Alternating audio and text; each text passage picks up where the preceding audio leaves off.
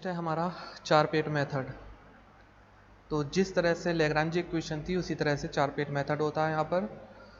वहाँ पे Lagrange auxiliary equation होती हैं, यहाँ पर चार पेट ऑक्सिलरी इक्वेशन है जो कि ये है, ये आपको याद रखना होगा।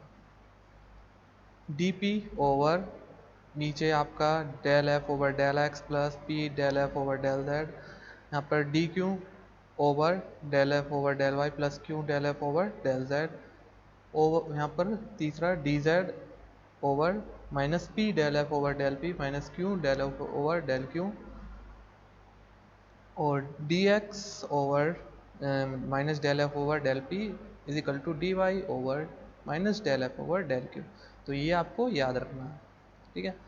ये काफ़ी इंपॉर्टेंट है, फर्स्ट सेकंड थर्ड, ठीक है, ये आपको अच्छे से याद होना चाहिए।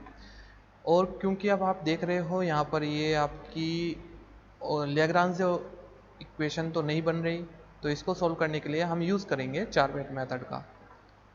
तो इसमें करते क्या हैं, सबसे पहले तो आपको ये वैल्यूज़ निकालनी होंगी, ठीक है, जो यहाँ पर फॉर्मूले में दिया है इसको आपको सोल्व करना होगा। तो सबसे पहले यहाँ पर ये f क्या है, तो जो आपको क्वेश्चन में दिया गया है वही आपका f होता है।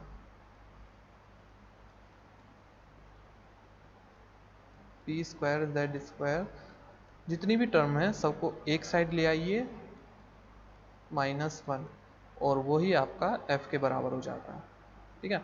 तो क्या है यहाँ पर del f over del x, तो f है आपका यहाँ पर ये, ठीक है, और इसको हमको x के रेस्पेक्ट में पार्शियली डिफ्रेंशिएट करना है। तो x के रेस्पेक्ट में कहीं x टर्म तो आ नहीं रही, तो इसका मतलब वो तो टर्म जीरो हो जाएगी, तो यहाँ पर ये टर्म आपकी जीरो हो गई।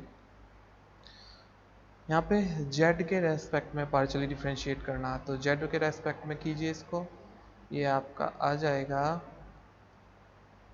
तो z आ रहा है 2z, अंदर की ऐसी टर्म ये रहेंगी,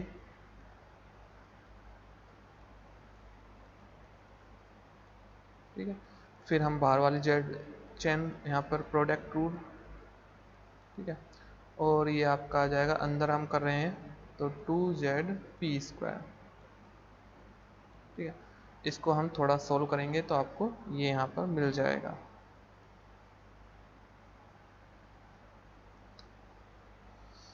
अब यहाँ पर सेकंड इक्वेशन को देखिए, डी क्यू आप इस तरह से निकालोगे। देखिए पूरे टर्म यहाँ पर जो आपको इक्वेशन दी गई है इसमें कहीं भी आपको y नज़र नहीं आएगा, तो पार्शली यहाँ पर डिफ्रेंशिएशन करना है अगर y के रेस्पेक्ट में, तो वो तो टर्म आपकी फिर से यहाँ पर जीरो बन जाएगी।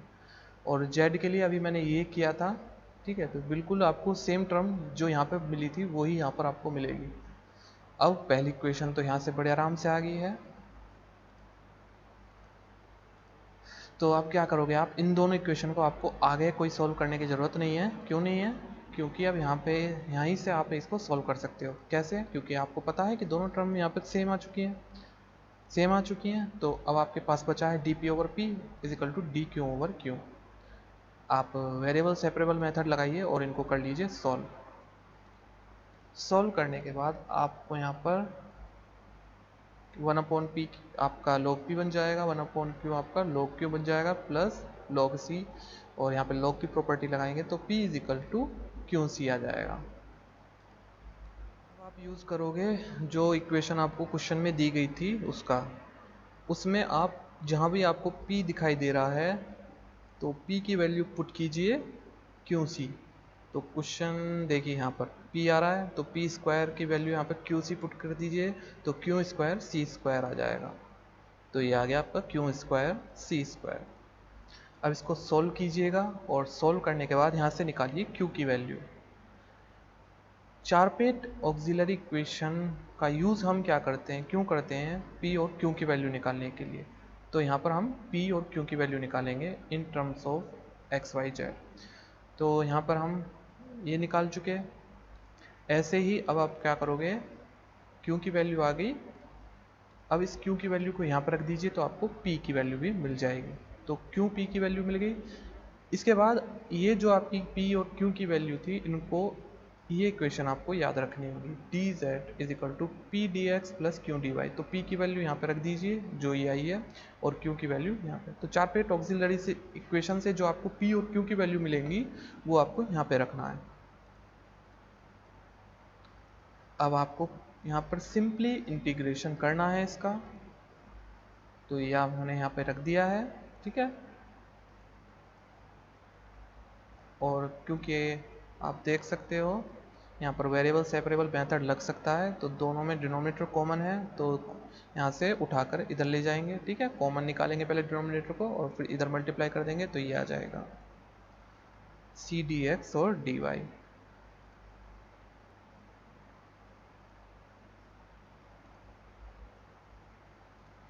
अब ये जो आपका डिनोमिनेट यहाँ पर स्क्वायर रूट के अंदर है, इसको मान लेंगे हम t, ठीक है, और t मान लेंगे, और फिर इसको कर देंगे सॉल्व, ठीक है।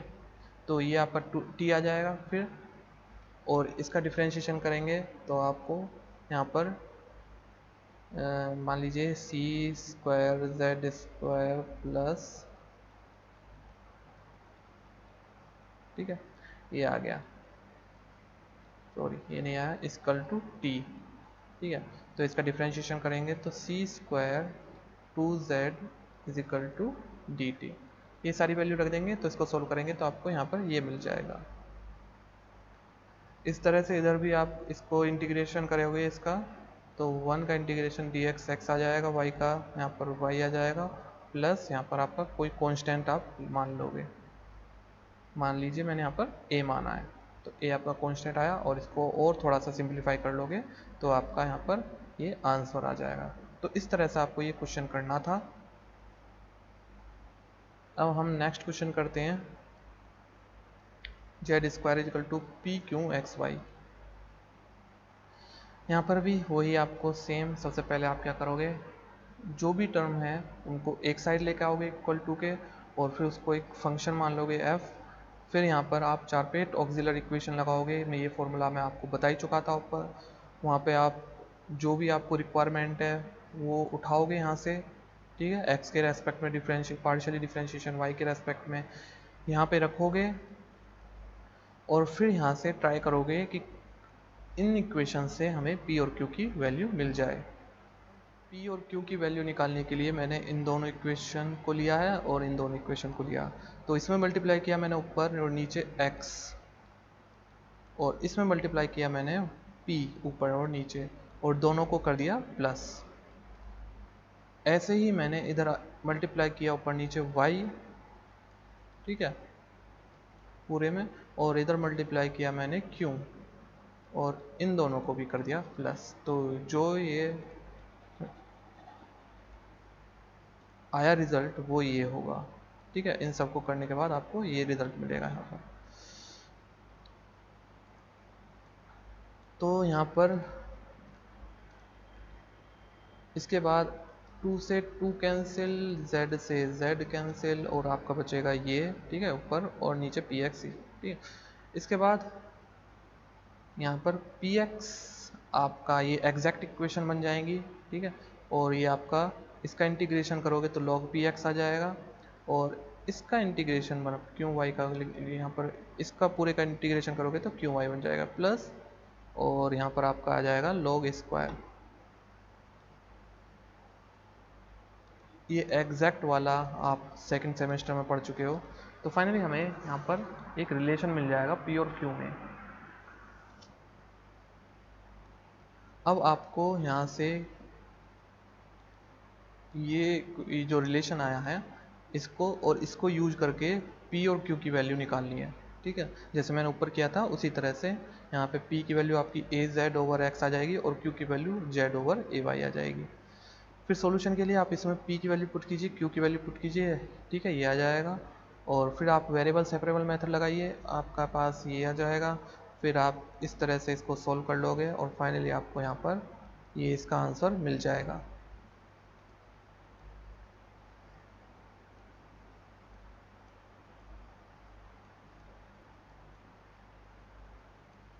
नेक्स्ट क्वेश्चन भी z is equal to p q, पहले फंक्शन फिर चार पेट ऑक्सिलरी इक्वेशन, फिर इसके बाद जो यहाँ पे वो जो मैंने फर्स्ट क्वेश्चन में फॉर्मूला बताया था उससे यहाँ पे निकाल लोगे तो डी पी ओवर पी और डी क्यू सिंपली बन जाएगा इस क्वेश्चन में।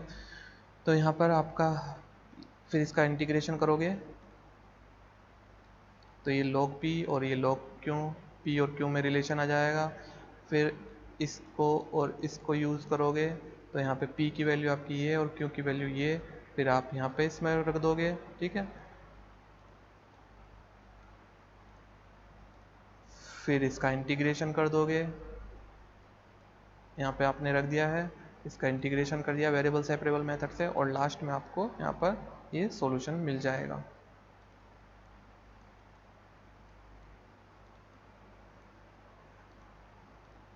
नेक्स्ट क्वेश्चन में भी सेम यही कॉन्सेप्ट यूज होने वाला है। सबसे पहले आप फंक्शन, फिर आप चारपेट ऑक्सिलरी इक्वेशन बनाओगे, ठीक है।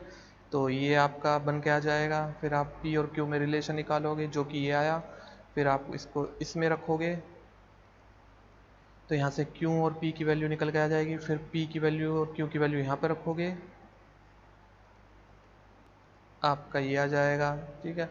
फिर आप क्या करोगे, इसका इंटीग्रेशन, तो मैंने यहाँ पे करके दिखाया हुआ है सॉल्यूशन कि किस तरह से आपको यहाँ पे इंटीग्रेट करना है। और फाइनली आपका जो z की वैल्यू आएगी वो ये होगी। इसके बाद ये कुछ क्वेश्चन है मैंने आपको प्रैक्टिस के लिए दिए हैं। आपको क्या करना है, यहाँ पर साथ में साथ मैंने हिंट भी दिया है कि कौन से यहाँ पर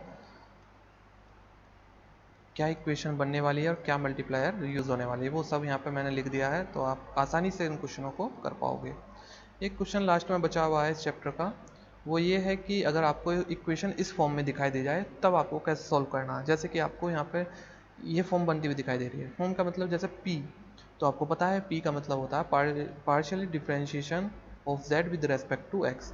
तो x की सारी टर्म और p एक साथ आ जाएं और q की सारी टर्म और y जिसमें y इंक्लूड है वो एक तरफ, मतलब सेपरेट अगर इस तरह से कर पाओ, x की टर्म एक साथ और y की टर्म एक साथ, ठीक है। तो हम क्या करेंगे उनको जैसे कि ये आ गया इस क्वेश्चन में ही p माइनस एक्स की 3x², तो इसको और इसको इजिकल टू c मान लेंगे, ठीक है। यहाँ से p की वैल्यू निकाल सकते हैं और यहाँ से q की वैल्यू निकाल सकते हैं, और आपको अब सीधा सीधा इस इक्वेशन में रख देना है और यहाँ से आपको इंटीग्रेशन करके इसका आंसर निकाल लेना है। तो इस तरह से अगर एक आधा क्वेश्चन आपको मिल जाता है जिसमें आप